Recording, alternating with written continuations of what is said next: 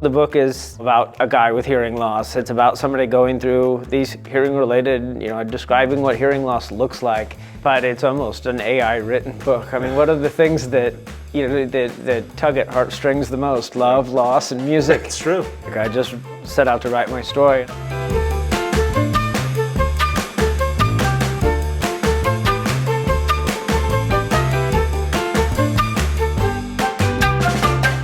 Welcome back to another episode of Ask an Audiologist. I am Kevin Zener, and as you can see, for the very first time in the podcast's history, we do not have Dr. Jordan or Dr. Michael here. Instead, we have a very special guest, the author of the new Soundtrack of Silence, Love, Loss, and a Playlist for Life. It is author, speaker, husband, father, amazing guy, Matt. Hey, thank you so much for joining us today. Thank you for being here. I hope I can live up to that introduction. Honestly, the fact that they still let me do this is a good sign for you. Okay, I appreciate that. So you and I were actually just talking. I saw you speak, I want to say 2 or maybe even 3 years ago. And back then I was in the back of the room. I had no idea who you were, had no idea about your story. And when you were all said and done, I was sobbing, texting my girlfriend saying, I just heard the most unbelievable story I have ever experienced.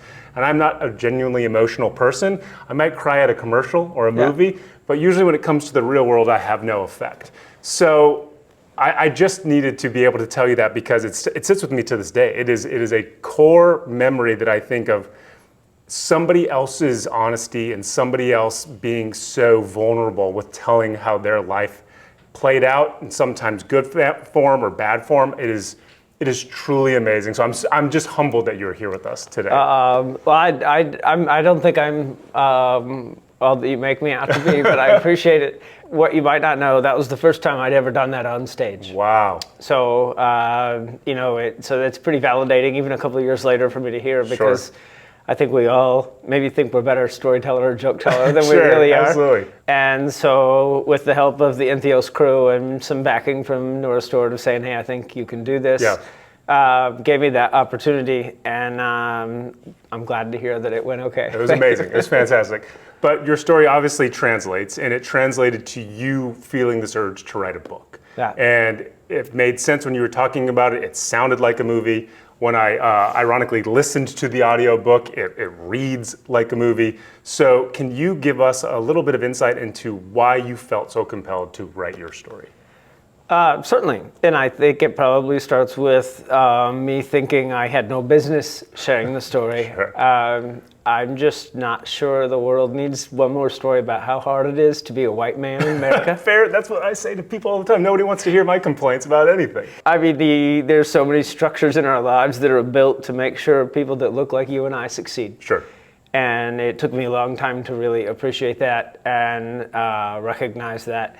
Maybe that's maturity, whatever. But I just didn't know what was so compelling. I think of myself as a dad. You had this very kind intro, but I'm a dad trying to figure out how to get his kids to put dishes in a dishwasher. Sure. But there was one moment, and I went to a patient advocacy event for neurofibromatosis, which is the rare disease that caused my hearing loss.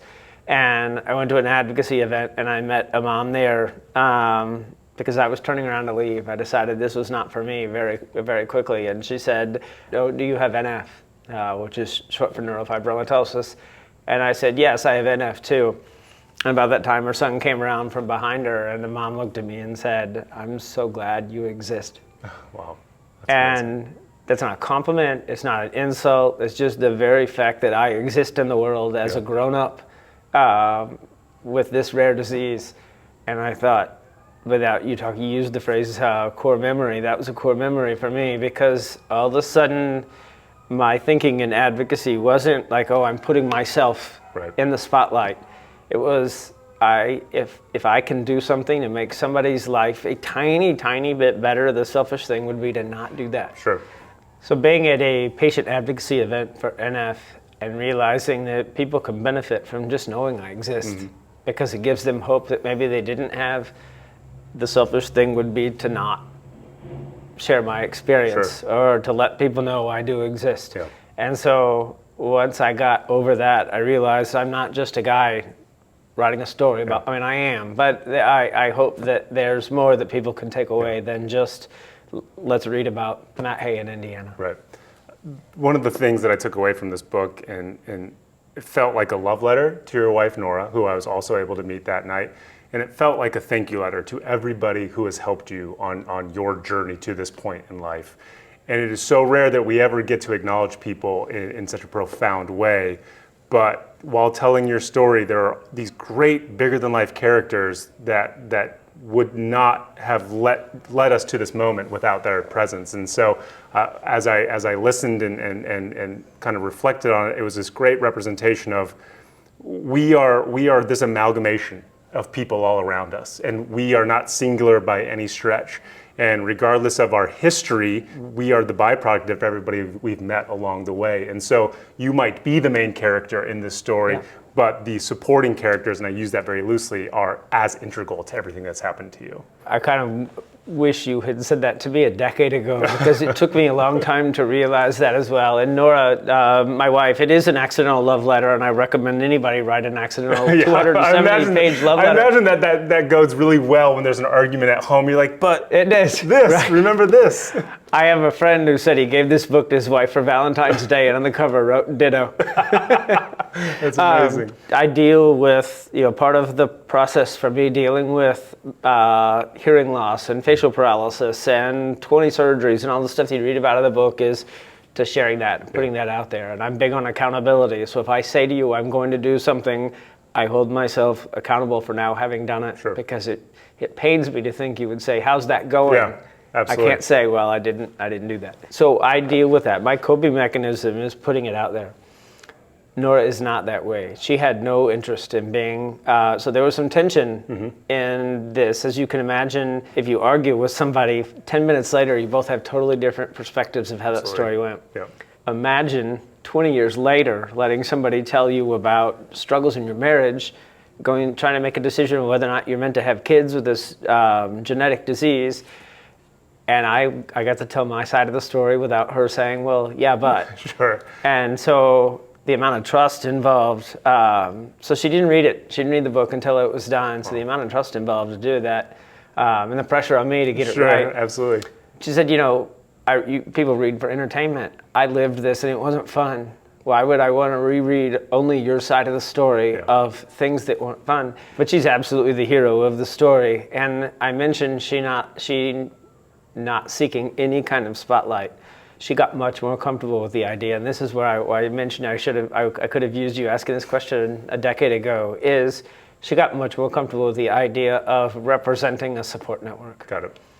She doesn't want anything to be about Nora, but okay, if she lived this, and maybe somebody can take away the importance of having a network, the importance of acknowledging a network and thanking your network, if she can represent that, then that is something she's very proud of. And I think she's coming around to that notion. So the book is, about a guy with hearing loss. It's about somebody going through these hearing-related, describing what hearing loss looks like. But it's almost an AI-written book. I mean, what are the things that, that tug at heartstrings the most? Love, loss, and music. It's true. And I didn't set out to write a book about love, loss, and music. I just set out to write my story, and it turned out there was a lot of love involved, a lot of loss involved, and a lot of really great music. I think you're only a few years older than me, and so you were referencing a ton of bands and songs that I remember my parents playing for me. And then as we age, we get to pick out our own kind of version of that. So I'm curious, kind of, when you look back on what the influences of your parents were musically, like where do you find yourself today with music? Are you still kind of listening to the 60s, 70s era stuff, or is there some more contemporary things that are mindful to you? No, man, I'm still Beatles all the time. For sure. And some of that is because, and I think we all relate to music a little bit differently, and for me it's, how do I want to feel about a thing? I can go through my mental jukebox and pick out a song. Maybe I'm feeling a little melancholy, so it's, or I visited my mom in the hospital, so Bridge Over Troubled Water is the song I want to pull back there. Or go into a football game with my son and put on Thunderstruck because that was the music I listened to on the way a game in high school. So I draw on a lot of the same music because of the emotion it still evokes in me, and sometimes it makes me feel a way, or sometimes I want to feel a way. So I use the music to get there. Is there a song that you think of that reminds you of like specific moments with your hearing loss? I don't know specific to my hearing loss, but specific to my life. Absolutely. You know, I mean, when I just mentioned Thunderstruck now, and just habitually, I imagined I drove a fawn brown 1980 Dodge Aspen, and it had an AM/FM radio, so I saved up for a Sony CD jam box that I kept in the middle. Awesome. With a seatbelt. Sure, absolutely. I had a buddy who had the same thing with a Ford Bronco. It didn't work, and so he had to have his own speaker. And I would listen to that. I had AC/DC on that jukebox, and so just mentioning Thunderstruck just now, I'm immediately taken back, and I'm thinking, the air conditioner didn't work. It was always hot. The air conditioner didn't work. I didn't even write the book intending it to be about music. It's just I started thinking, I just want this to be as real as it can possibly be, because I don't know that I'm a talented enough writer to try to translate the way I feel. So there's a lot of voice to text in that book of me just telling stories. And as I started telling those, I'm thinking back to the time, my first time I kissed my wife was at a bar at the turn of the millennium. And I can feel Prince singing 1999 as I walked up to her, and I can hear the Millennium Song by the Backstreet Boys playing afterward. And the more I started really sitting with different moments, good or bad, the music just kept coming back over and over again. And I think that there's an interesting story here, not just my experience, but the soundtrack to a deaf life. I had certainly never read anything like that, and I thought, well, this is a very real thing I'm living through. Maybe that's part of the book. So tell everybody, where can they find this book? So I've been dying to say this. Sure. Wherever books are sold. That's what I wanted to say, but I wanted to give that to you. Instinctively, I wanted you to be able to say that. It was published by St. Martin's, which is an imprint, which just means they're part of the Macmillan Group. So you can find it at Amazon and Barnes & Noble and a lot of really wonderful local bookstores. I've had the experience over the last, just with this book, of thinking I'm never going to borrow or buy a used book ever again. Because when I hear people say, oh, I read your book, or I borrowed it from my friend, I'm like, thank you. Yeah, come on. There's a digital copy out there. It's like $5. That's okay. So it's out there, and it's just, it was a really, you're holding 4 or 5 years of daily work. There's 128 songs referenced, which meant 128 conversations with legal to make sure we were being appropriate with that. And so unboxing that and holding it in my hand was it was everything I hoped it would be. So I'm pretty proud of it. So to kind of bring this episode to an end, I know to ask what's next is totally unfair because you put an entire lifetime of experience in a book, but where can people find you? Where can people see you? I mean, what is happening in the world of Matt Hay right now? I think about all the things that I have going on now, and in the moment I start to think I'm too busy or complain, I stop myself and think of all of the different stuff I have going on. If I had 5 years ago, somebody told me I would have any one of these, I would have signed up before they could have finished the sentence. As in seeing the response to this, and as I started really thinking about the book, I thought, am I really qualified? I'm no more qualified to talk about, I'm qualified to talk about my life.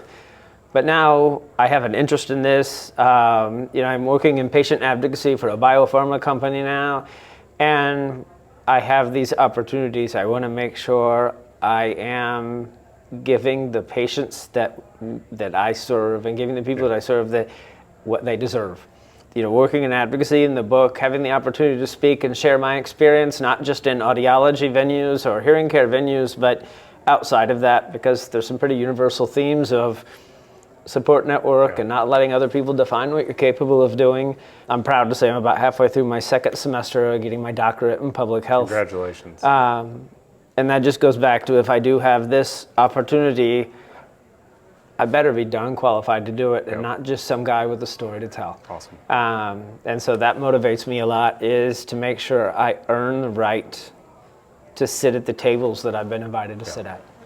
Well, we can't thank you enough for carving out some time for us and our little thing that we do here. And again, the book is Soundtrack of Silence, Love, Loss, and a playlist for life by author Matt Hay. That is going to do it for this episode of Ask an Audiologist. We look forward to seeing you all next week. You can find more information at askanaudiologist.com, and you can follow us on all our social channels at Ask an Audiologist. The information provided on this podcast is for educational and entertainment purposes only and does not substitute for professional medical advice.